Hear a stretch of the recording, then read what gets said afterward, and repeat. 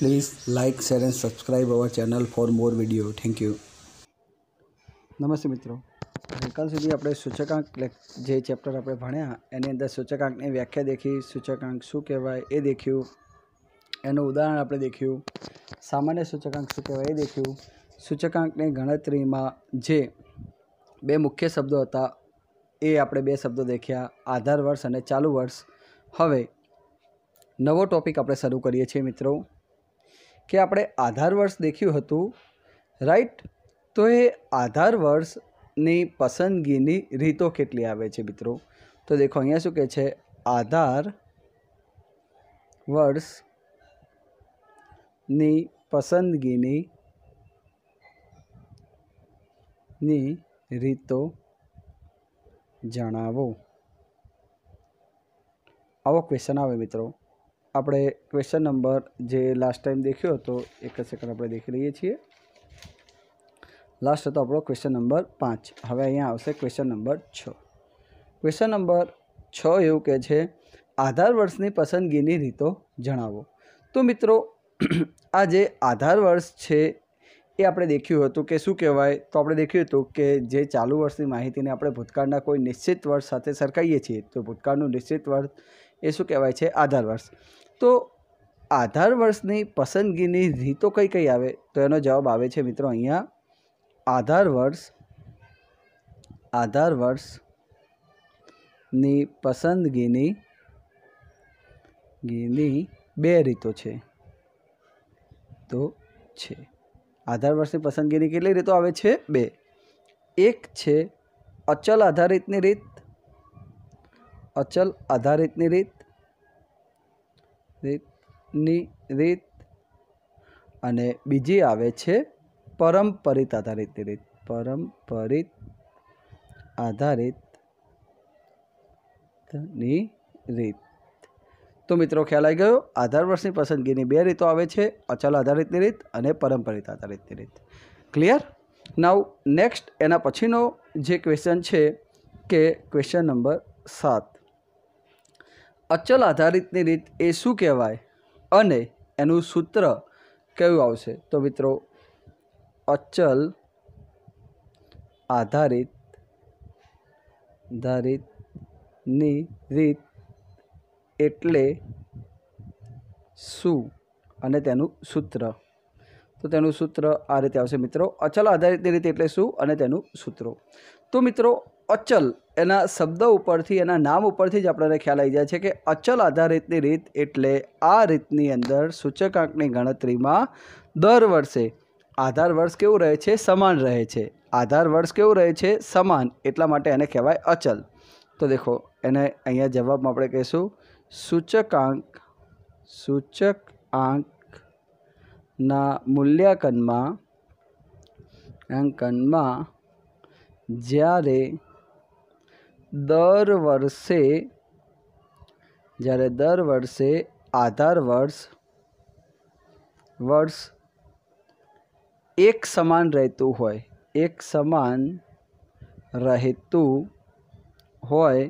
હોય તો તેને અચલ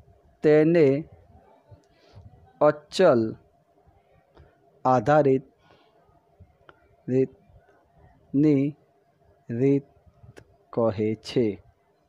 ફરીથી દેખજો મિત્રો, શું કહેવા માગે છે? સૂચકાંકના મૂલ્યાંકનમાં જ્યારે દર વર્ષે આધાર વર્ષ એક સમાન રહેતું હોય તો તેને અચલ આધારિતની રીત કહે છે.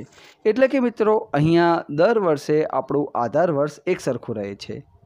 એનું સૂત્ર આવશે P1 ભાગ્યા P0 ગુણ્યા 100. સૂચકાંક છે એટલે સૂત્ર તો આનું જ રહેવાનું, આપણે આગળ દેખ્યા હતા એ પ્રમાણે જ. પરંતુ અહીંયા એનું જે વ્યાખ્યાયિત સ્વરૂપમાં આવું થશે, P1 એટલે ચાલુ વર્ષના ભાવ,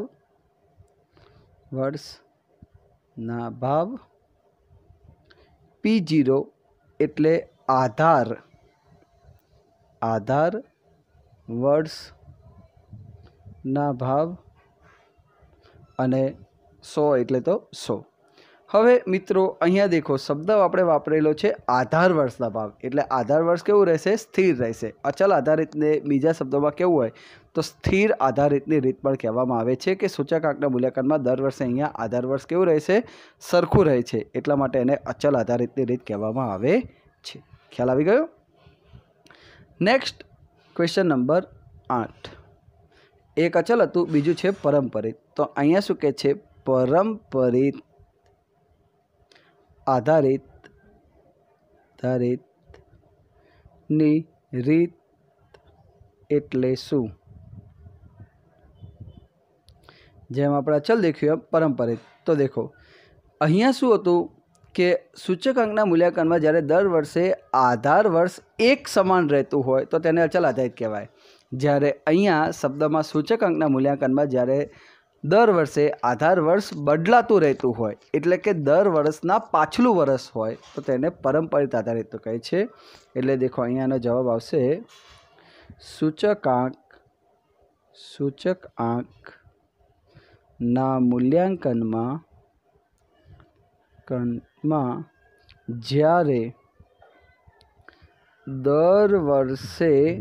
વર્ષ પ્રવર્તમાન વર્ષ પહેલાંનું હોય. સૂચકાંકના મૂલ્યાંકનમાં જ્યારે દર વર્ષે આધાર વર્ષ પ્રવર્તમાન વર્ષ પહેલાંનું હોય ત્યારે તેને પરંપરિત આધારિતની રીત કહે છે. તો એને કઈ કહેવાય છે? પરંપરિત આધારિતની રીત કહેવામાં આવે છે. મિત્રો અહીંયા શું કહેવા માગે છે કે સૂચકાંકના મૂલ્યાંકનમાં જ્યારે દર વર્ષે આધાર વર્ષ એ પ્રવર્તમાન વર્ષના પહેલાંનું હોય, એટલે દેખો અહીંયા સૂત્ર શું આવશે? જો અહીંયાનું શું કહે છે? પરંપરાગત સૂચકાંકના મૂલ્યાંકનમાં જ્યારે દર વર્ષે આધાર વર્ષ પ્રવર્તમાન વર્ષ પહેલાંનું હોય તો તેને પરંપરિત આધારિતની રીત કહે છે. એનું સૂત્ર અહીંયા હું લખું છું, જે તમને દેખાશે. સૂત્ર આ રીતે આવે છે: P1 ભાગ્યા P0 ગુણ્યા 100. P1 એટલે અહીંયા આવશે ચાલુ વર્ષના ભાવ. P0 એટલે આવશે પાછલા વર્ષના ભાવ. રાઈટ? ચાલુ વર્ષના ભાવ, પાછલા વર્ષના ભાવ, અને અહીંયા આવશે 100. ક્લિયર? તો આ રીતે એની ગણતરીમાં આ સૂત્ર ઉપયોગમાં આવે છે. દેખો એક્ઝામ્પલ તરીકે હું તમને એક દાખલો સમજાવું છું કે અચલ આધારિતનો દાખલો કેવી રીતે સોલ્વ થાય. અચલ આધારિતનો એક સામાન્ય દાખલો.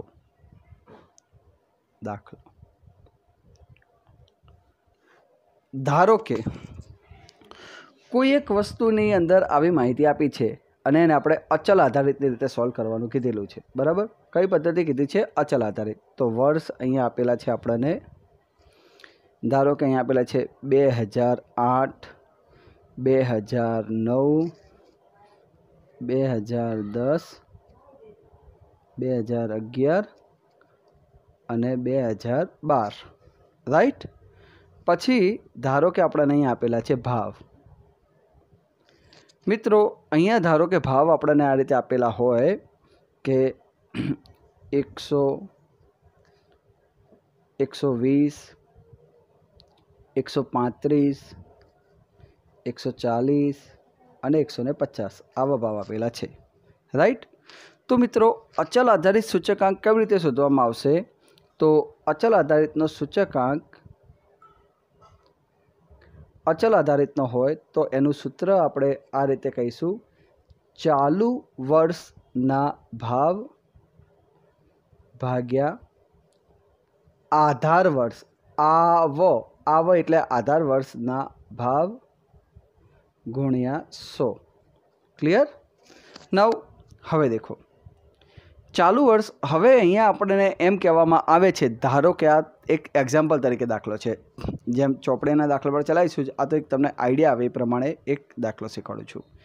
હવે તમને જ્યારે એવું કહેવામાં આવે છે કે 2008ને આધાર વર્ષ ધારો કે એવું કહેવામાં આવ્યું છે કે 2008ને આધાર વર્ષ તરીકે તમે ધારી લો, બરાબર. તો આધાર વર્ષ તમારું 2008 છે, તો તમારું સૂચકાંક કઈ રીતે ગણવામાં આવશે મિત્રો? તો દેખો આ રીતે ગણવામાં આવશે. ધારો કે આપણે 2008 માટે ગણીએ તો ચાલુ વર્ષના ભાવ કેટલા થાય? 100. આધાર વર્ષના કેટલા આવશે? 100 ગુણ્યા 100, એ જવાબ આવશે 100. પછી દેખો 2009 માટે દેખો, ચાલુ વર્ષના ભાવ કેટલા આવે છે મિત્રો? 120, રાઈટ? ઓકે. આધાર વર્ષ કયું છે? 2008. આધાર વર્ષના ભાવ કેટલા આવશે? અહીંયા લખ્યું છે આધાર વર્ષ, તો આધાર વર્ષ 2008 છે, એના ભાવ કેટલા છે? 100. તો બધામાં એ જે આધાર વર્ષનો ભાવ છે એ લેવાનો, 100 ગુણ્યા 100, જવાબ કેટલો આવશે? 120. ખ્યાલ આવ્યો? પછી અહીંયા દેખો 135 ભાગ્યા આધાર વર્ષના કેટલા હતા? 100, તો ભાગ્યા આવશે 100 ગુણ્યા 100, જવાબ કેટલો આવશે? 135. પછી અહીંયા છે 140, તો દેખો 140 ભાગ્યા 100 ગુણ્યા 100. કેમ 100 લીધા? કારણ કે આધાર વર્ષના કેટલા છે? 100. ખ્યાલ આવ્યો? ગુણ્યા 100 એટલે કેટલો જવાબ આવશે? 140. અને અહીંયા આવશે 150 ભાગ્યા 100 ગુણ્યા 100, તો કેટલો જવાબ આવશે? 150. ખ્યાલ આવ્યો? તો આ કઈ રીત થઈ? અચલ આધારિત, કે જેમાં દર વર્ષે આધાર વર્ષ કેવું રહેતું હતું? સરખું. ખ્યાલ આવ્યો? હવે આ જ દાખલો ધારો કે આપણે પરંપરિતની આધારિતની રીતે ગણીએ. કઈ રીતે ગણીએ? પરંપરિત. તો એમાં કયો ચેન્જીસ આવે જો હું તમને બતાવું. આ જ સમ આપણે પરંપરિતની રીતે ગણીએ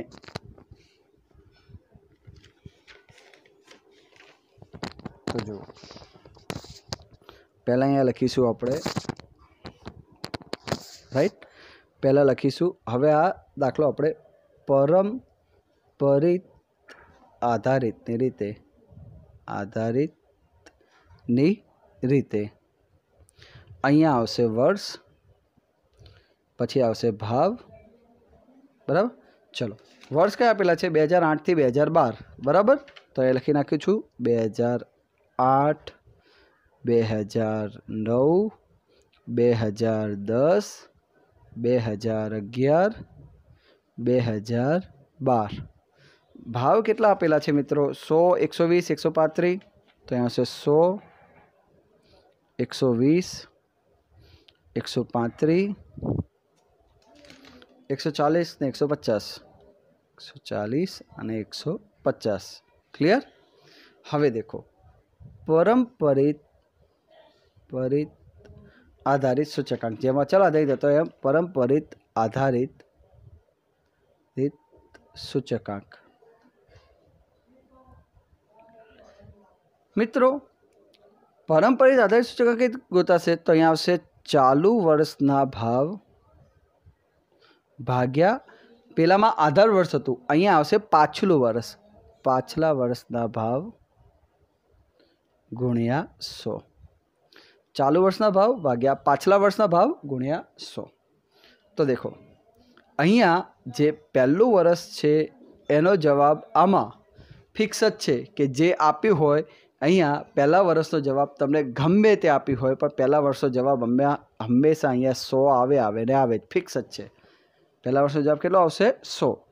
ખ્યાલ આવી ગયો? કશું ગમે તે આપ્યું હોય પણ પહેલા વર્ષનો જવાબ અહીંયા કેટલો આવશે? 100. ક્લિયર? એ આની અંદર એક ફિક્સ જ વસ્તુ છે કે પહેલા વર્ષનો જે જવાબ તમને કંઈ પણ આપ્યું હોય પણ તમારે પહેલા વર્ષનો જવાબ કેટલો આવશે? એ હંમેશા 100 જ આવે છે. ખ્યાલ આવી ગયો? નેક્સ્ટ હવે બીજા વર્ષે દેખીશું. પહેલા વર્ષની કોઈ ગણતરી પણ કરવાની નહીં, સીધો 100 જવાબ મૂકવાનો આવે. હવે બીજા વર્ષે દેખો, ચાલુ વર્ષના ભાવ મિત્રો અહીંયા આપણને કેટલા આપેલા છે? એકદમ ધ્યાનથી દેખો, 120. ક્લિયર? ભાગ્યા પાછલા વર્ષના એટલે કયા આવશે? અહીંયા આવશે આ કેટલા છે? 100. 120 ભાગ્યા 100 ગુણ્યા 100, જવાબ કેટલો આવશે? 100 ઉડી ગયા તો 120. પછી દેખો અહીંયા 135 ભાગ્યા પાછલા વર્ષે કેટલા છે? 120. ખ્યાલ આવ્યો?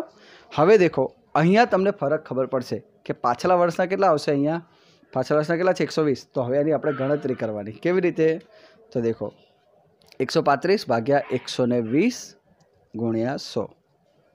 તો હવે દેખો 135 ભાગ્યા 120 ગુણ્યા 100. તો કેટલો જવાબ આવ્યો? 112.5. કેટલો જવાબ આવ્યો? 112.5. તો અહીંયા આવશે 112.5. પછી અહીંયા કેવું આવશે? તો દેખો ચાલુ વર્ષના ભાવ 140 ભાગ્યા પાછલા વર્ષના કેટલા આવશે? 135. તો અહીંયા આવશે 135 ગુણ્યા 100.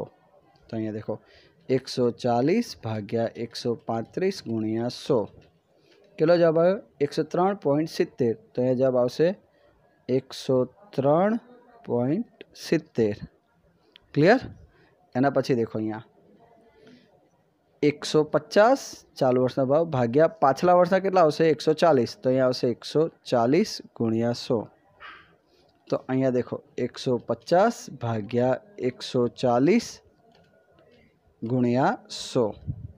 કેટલો જવાબ આવે? 107.14. તો અહીંયા આવશે 107.14. ખ્યાલ આવી ગયો? એટલે આ રીતે સૂચકાંકની અંદર મૂલ્યાંકન કરવામાં આવે છે.